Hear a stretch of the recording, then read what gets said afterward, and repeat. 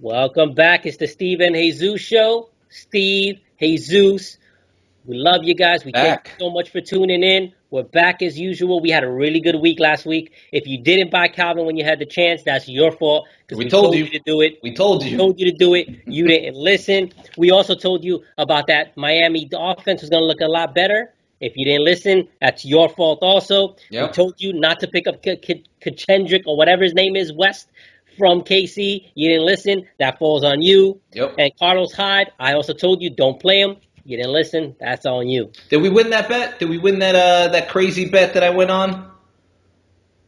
I don't know what you're talking about. Oh, we had a crazy bet, and I think I won the bet.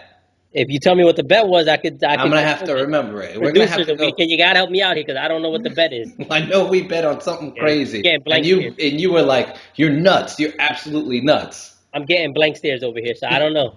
I don't know. All right. You may not be right. Let's get right to it. We got to do our Yeah. quarterbacks. Quarterbacks, what you got, Steve, for this week? I love how he dodges that. All right. So my first quarterback, you definitely, if you didn't see the man come back with a vengeance against the Patriots, you got to put him number one this week. That is my man, Andrew Luck, against you know who, that New Orleans defense.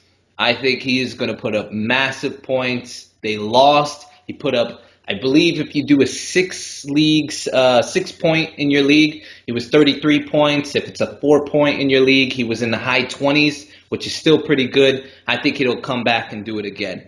My number two guy, and I'm starting to believe in this man, it's Carson Palmer. Carson Palmer, number two. The man's number four in the rankings for a reason. He just lights up the board and throws touchdowns. And Larry is playing like he's like 21 years old again. I don't even get it.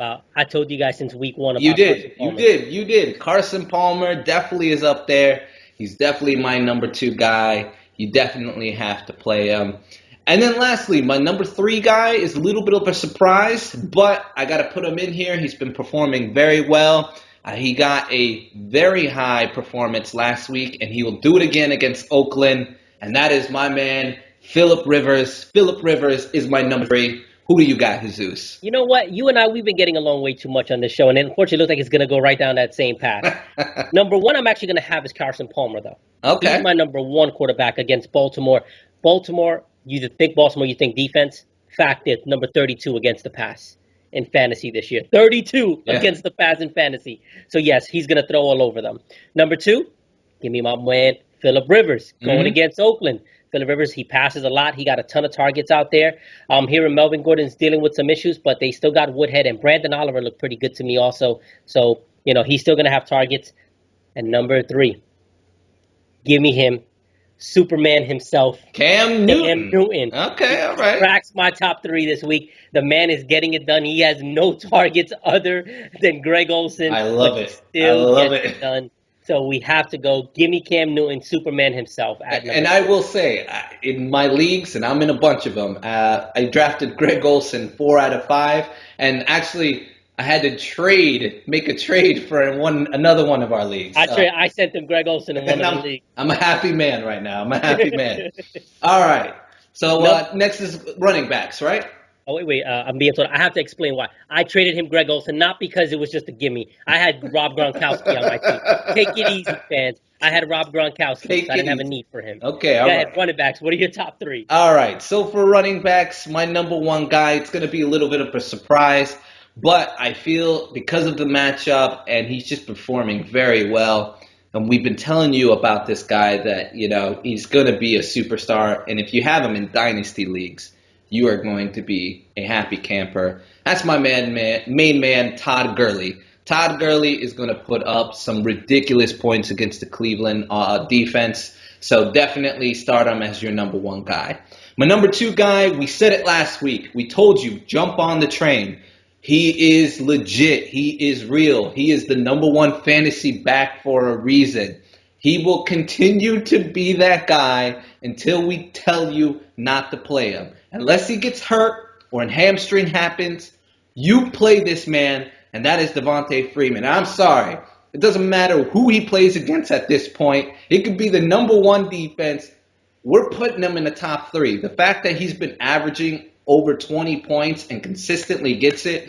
Atlanta is forcing him the ball. They are making sure he gets the targets. They are making sure he's getting in the end zone. And there's no longer a split. I'm sorry. Tevin has to sit in the back and wait for that opportunity, which may be a very long time the way Freeman is playing. So you got to play him number 2. And my number 3 guy, he did average last week. I really do think he's going to have a much better week this week with the Pittsburgh Steelers. That's my main man, Le'Veon Bell. Le'Veon Bell, my third back. Sheer talent. You know he's going to get the carries. He's my number 3 guy. Okay. Well, here's mine. Okay. I understand where you're coming from. I'm actually going to take the man himself. He doesn't have consecutive bad weeks that often. Give me Adrian Peterson, number 1, going against Detroit. He had a bad week. He only got single digits in most Detroit is number 26 against the run this year. Okay. All right. Give me AP. I'm going to take Bell, number 2, against Kansas City.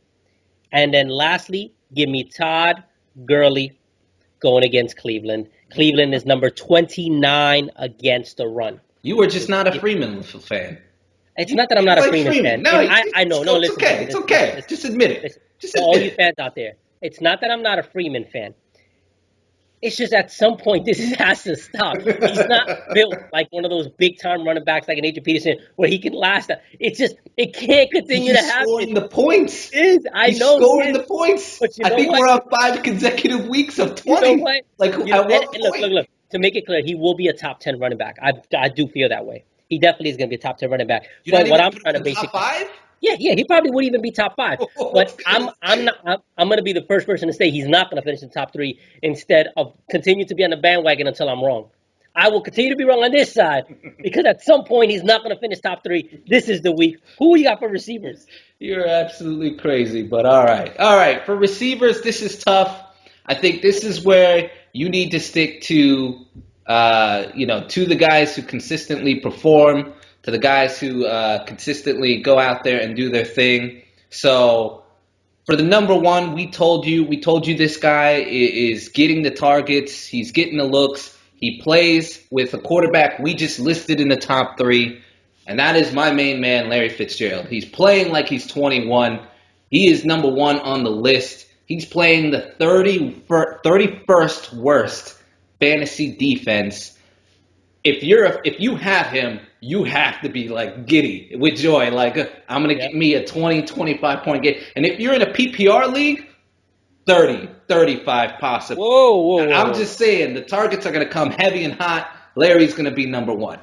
Number 2, and this is partially my fault because I've been not necessarily a big fan of his. I always underestimate him, and I'm finally going to give the man props. The guy just gets targets, he gets catches, and he has a horrible quarterback throwing to him, and that's DeAndre Hopkins. You have to put DeAndre Hopkins in there. He is the number 1 ranked wide receiver so far right now. Again, we know Julio Jones they've been dealing with injuries, and he hasn't really been getting the targets, but Hopkins has been playing. You got to put Hopkins number 2. And then number 3, we've been telling you should have bought him. You should have bought him now because now the points are going to start rolling in. That's right. Give me Calvin Johnson, the big old Megatron. Once again, that's my number 3 guy. It is to you, sir. Who do you have? I'm so tired of agreeing with this guy. Number 1, give me Fitzgerald against Baltimore. He even stole my stat. They're number 31 against the pass in fantasy against wide receivers. And, yeah, he stole my stat. The only difference is I actually have Calvin number 2 against Minnesota and then Hopkins number 3 against Miami. I just really like what I saw from Miami last week on defense. Campbell has that team playing hard, gritty, maybe even a little dirty. So, yeah, that's the only reason why I put Calvin ahead. But, yeah, it's the same 3. It's just the order that's different. Yep. Who you got for tight ends? All right, tight ends. My number 1 tight end, you guys already know. He's playing against the Jets, but he's going to get a touchdown. He's going to score points. That's Rob Gronkowski. We're going to continue to put him number 1. Yep. My number 2 guy, now this is up for debate. Some people would say this guy over another, but I'm sorry. When you're the main guy in Carolina, you deserve to be number 2 on this list the way you've been performing, and that is Greg Olsen. I get it. He's got a hard matchup. I'm not going to lie to you, fans. He's playing against Philly, who's pretty good against tight end defenses, so I do want to say that. But facts are facts. Greg Olsen is performing, and Cam is looking his way a bunch. And I don't see that tapering off at all. I think he'll have a good game. And then number 3, surprising enough, this guy has been showing up. He's been up and down, has a good game, has an average game. I have to go with Antonio Gates over there in San Diego. Antonio Gates came back. He put up some nice big points. He had a decent week last week. He's climbing through the rankings. This is a guy who I think breaks the top 3. Keynote, though, potential. Actually, I'll save it for later because we'll go on guys who's going to overperform. So I'll give you another tight end on who's going to come up through the ranks. My tight end is Gronk, number 1 against the Jets. You're always going to put him number 1 regardless. Jimmy Graham actually have number 2. I think they're starting to finally know how to play him. Mm-hmm. So, and Navarro Bowman, who's used to be a really good tight end, that knee injury, he's just not at the same speed as he once was before the knee injury that happened 2 years ago in that NFC Championship game. And then I'm going to take Charles Clay against the Jags. The Jags are just a bad defense. They're just a really bad overall defense, and that's why I'm going to go ahead and give me Charles Clay. I think he does better this week. Watkins is out, and if I'm not mistaken, they're playing in London. Yeah, there's really nobody else to throw to out there, so yeah, I'm going to take Charles Clay. And then defenses, what you got? Defenses, I think this is the easiest week to have 1, 2, and 3 based on matchup and the type of defense that they are. It should be Seahawks, Bills, and Rams. Simply because Seahawks are playing San Francisco, 28th worst against defenses.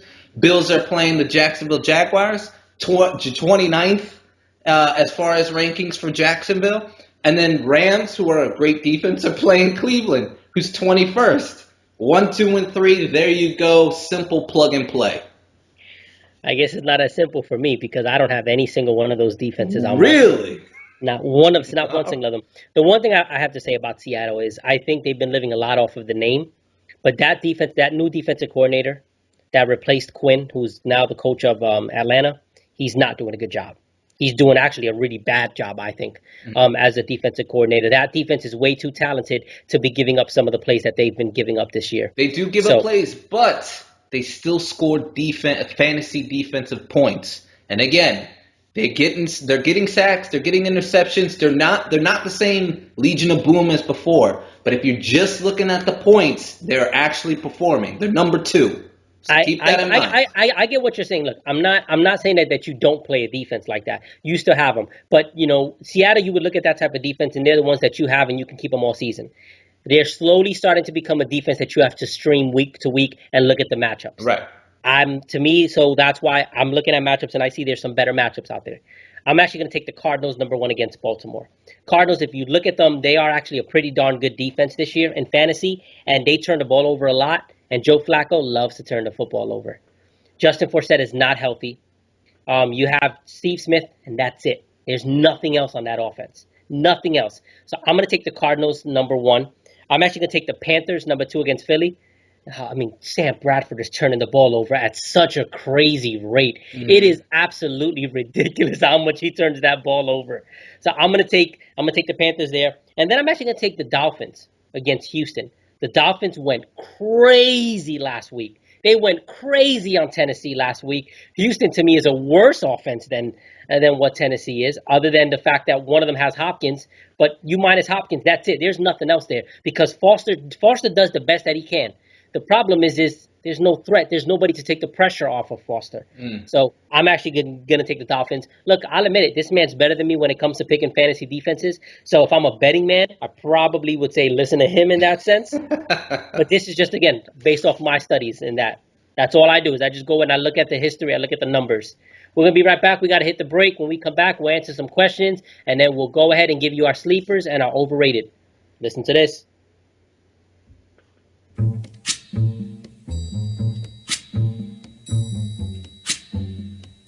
Sport and Debate is more than just a website or a podcast to me. It's a platform for all fans, from the diehard to the casual, to come together and embrace their love and their passion for sports. And I think that's what separates us from the rest. We love that passion, and we're ready to embrace the debate. And we're back. Great word from Jeff. We appreciate him all the time. We Yes, got to sir. get to some questions. And this first question isn't a lineup question, Steve. This one is met your maker at met your maker. Okay. Is it time for me to sell Antonio Brown? No. No, no, no, no, no. Because here's the thing. You have him probably at your lowest value right now, right? It makes no sense to move him. If you're trying to act now, if you get a decent deal, okay, you think about it, but just realize Ben Roethlisberger is coming back at some point within the next 2 weeks. So that connection is going to come right back up. If this were in the beginning of the season, before you knew Ben Roethlisberger had a trade, you would have had a lot more options, but you wouldn't have traded him. So it's counterproductive to trade him now that he's not performing. So no, you stay pat, you hold on to him, you wait until Big Ben comes back. No, you don't trade him. He's the best receiver in the game when Big Ben's there. He's number one. It's not even close. So yes, you do. You just go ahead and you stay patient and you stick with Antonio Brown. This next one is from I Love Sports 42. Mm-hmm. Why is AJ Green not getting the targets with the Bengals? Well, all right. And I understand, like, AJ Green is a concern, and a lot of people are kind of hitting the panic button on him. But the reality is, I mean, we discussed it.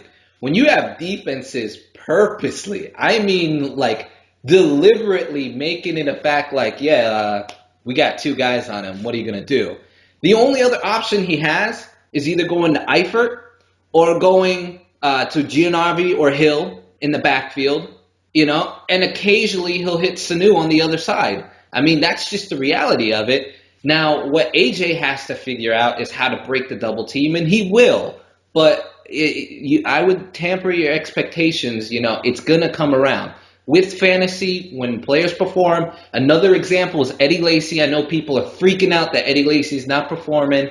It's all going to what's his name? Starks in the backfield. Calm down. Things always level off. So be patient. And this last one here is from Sportsman39. Will Andy Dalton remain as the number one fantasy quarterback? No. That's just the reality of the situation. No. Will he be a top 5? I could say comfortably, yeah, he probably will, and he'll probably be maybe 5.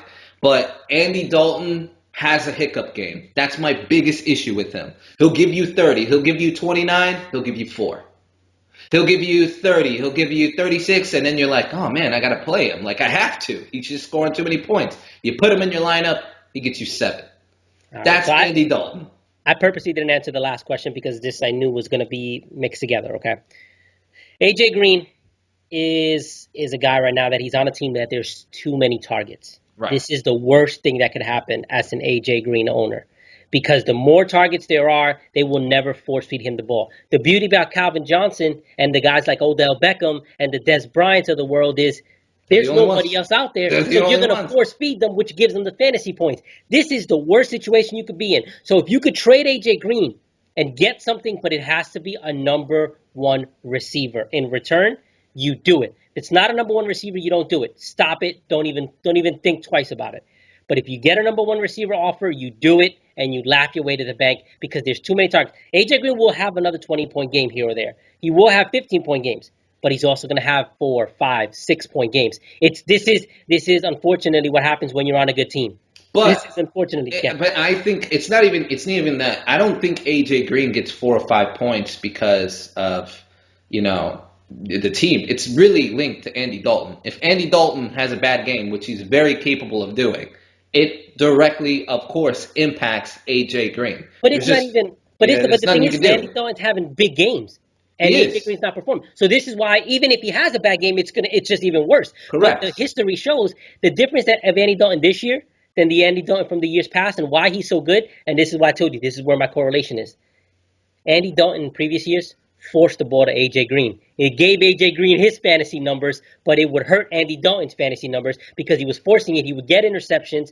It used to be returned back for touchdowns. Andy Dalton doesn't do that this year. Andy Dalton's gotten smarter as a quarterback.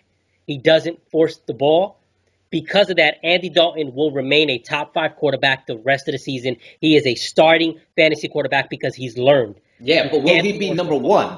No. Will he be absolutely number not. He one? will not be number Okay. one. No, he will All not right. be number one. But he's learned. And that's why with A.J. Green owners, I'm sorry, I hate to break it to you, he's not going to get force-fed the ball. Now, again, he will put up 20-point games. It He will will. happen. Yeah, it's going to happen. It's not going to be at a consistent rate like in previous years. It's No. just not going to happen. Let's get to our sleepers. What do you got? All right, so sleepers, I wanted to share this earlier, but I decided to hold back. And really, this is a guy you got to keep in the back of your mind because Buffalo is pretty terrible. The defense is terrible against tight ends. You got to look at Julius Thomas. Julius Thomas came back. He got 13 points last week. I said that guy last week. Hey, Don't make him fool you. He's the first person to say it. I said it. He's gonna come back. He's gonna come back. He's gonna climb through the rankings. You did. You called it out as a sleeper. He's still a sleeper because a lot of people. I mean, they're still not, he's right. still available. Absolutely. He's available out there in some leagues. So if he's still out there, definitely pick him up. But I think that continues, and Julius Thomas come after next week will no longer be a sleeper after that. Give me one for you. I'm going to go with Ryan Tannehill against Houston. Okay. Ryan Tannehill had a couple bad throws this last game, miscommunications, but again, towards the end, he came through and he put up really good numbers. I think he does it again. I think it's not top 5 numbers, but he's going to get you, he'll squeak in maybe top 12, top 10. He's going to be right around that range. I'd be saying between 8 to 12, he's going to be right around there, which in most leagues, that's what you want from your quarterback. Yeah, I agree. And then another guy that I want to bring up, Frank Gore. I think Frank Gore against the New Orleans defense, they're 27th against ranking as far as against running backs. I think Frank Gore will come back and bounce pretty positively and get you double-digit points. That's another sleeper of mine who I think has very high potential. This next guy, I'm saying he's a sleeper because people aren't talking about him because he's been dealing with a lot of injuries. You mentioned him in your top 3. I'm going to give you Andrew Luck against New Orleans. Again, it's Andrew Luck. What are you talking about, Jesus? The problem is nobody's talking about Andrew Luck. Yeah. Nobody's talking about how good he looked. He had zip on the ball this past week. He had zip on the ball. So he's going to continue it. You're going to see another big week. And I'm talking about a monster week from him this week against that Rob Ryan defense. Anytime Rob Ryan is involved in a defense, play everybody against him. Everybody. And I got one more. Yes. He's really not a sleeper, but I guess, he's kind of like in the middle of the pack. He's a top 10 receiver, but he's at the bottom of the list. Give me Brandon Marshall against that New England defense. And I know it's like, he's not, to your point, not really a sleeper, but I really think he has potential to put up some serious points. I think this game. So by you saying he's a sleeper means you think he's going to finish in the top 5. Yeah, I think he'll definitely put up some top 5 numbers. And another stat: the Patriots 25th against receivers. So Brandon Marshall, he's one of those guys who gets force fed the ball. It's a guy who's going to get some targets near the end zone and has the potential to give you a very big week. Lastly, I'm going to say give me Dante Moncrief against New Orleans. I love that matchup. I think he's happy Luck is back. Luck is happy he's back on the field. So, yeah, that connection will continue. Yep. Overrated. What you got?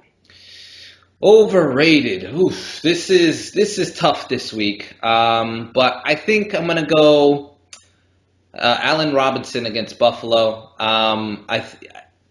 And the reason why is I think the emergence of Julius Thomas is really going to take away from that. I know that Allen Robinson, also Hearns has been getting consistent targets, and people are starting to look that way as far as starting those guys. But I think if you have Allen Robinson this week, you have to temper your expectations. Even though Buffalo does give a nice amount of points to receivers, I think still they're going to be pretty good on that end and keep them in check. And I think it's Julius Thomas who gets to run around the field and be the big hero of the day. I'm going to go first. Julian Edelman against the Jets. Revis most likely will be on him.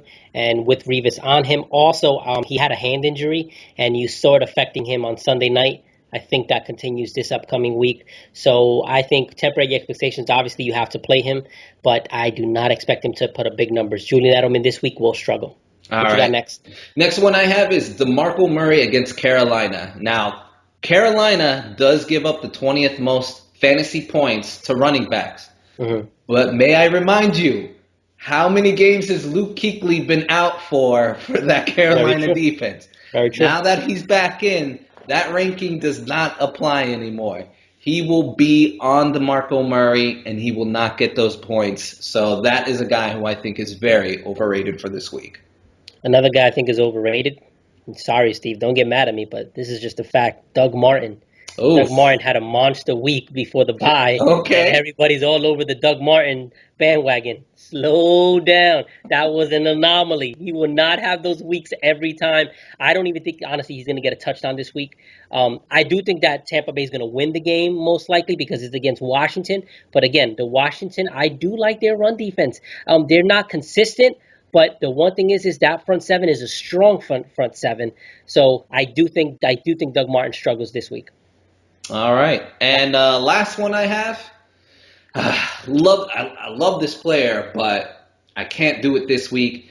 Arian Foster against that Miami defense. Arian Foster, yeah, he put up a nice 16 points last week, but now he's playing a much tougher defense in Miami. And I believe that Miami's going to do a lot better at stopping him in the run. And I think it's like I keyed before, because you have the run being stopped, they're going to pass a whole lot. And you know who they're going to pass to. And guess who's going to blow up? Who happened to be in my top three. Exactly. So in direct effect, you have to look at Arian Foster, temper your expectations. And Miami is sneakily getting better at fantasy against the run, against running backs. So just be cautious. Yes, they are. I would, and again, I don't ever wish injury upon anybody. I really don't. Okay. This is the week that if I'm an Arian Foster fan, I'm concerned. Miami is a dirty team. Dan Campbell, maybe he's not teaching them to be dirty, but he's teaching them to be aggressive. Yeah. This is the game that I am concerned about, because they may try to take a cheap shot, a late hit, something. And this is the type of game where you may lose an Arian Foster. So all you Arian Foster owners out there, for this week, pick up Alfred Blue and keep him stashed on your bench just in case. If he comes through this game, then you drop Alfred Blue the following week. But just in case, for your security, please. Now, my last one here, this kind of coincides with your defensive pick. I'm going to actually say Blake Bortles is going to struggle this week against Buffalo. Buffalo is angry, and Mario Williams has called out Rex Ryan, his own coach. He said, this past week, I played coverage more than I ever have my entire career. He is not happy with that 3-4 defense that Rex Ryan is running. And he wants to play the 4-3. And he basically said Rex Ryan came in to fix something that wasn't broken. And he's right. That was a top-ranked defense last year.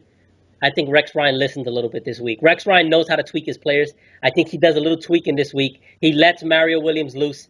He goes after the quarterback. I think it's going to cause turnovers, fumbles. All chaos is going to break loose in Jacksonville. Give me Blake Bortles to sit on the bench this week, even though he's been hurt. Wow. Sit him on your bench this week. Do not play him. Do not play him. Sit him on your bench. Wow. That's all we got. That's all right, show. guys. Everybody stay safe. Be safe. Steve, Jesus, we are out. Peace.